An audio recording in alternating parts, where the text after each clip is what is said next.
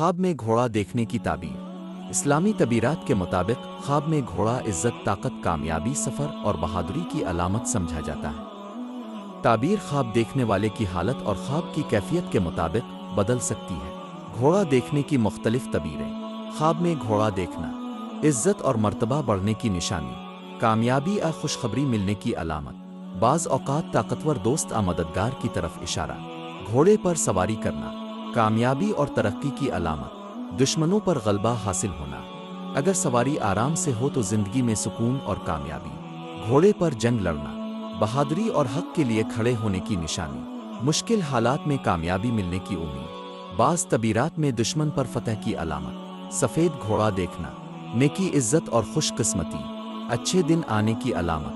کالا گھوڑا طاقت اور روب، بعض اوقات بڑے فیصلوں یا آزمائش کی طرف اشارہ۔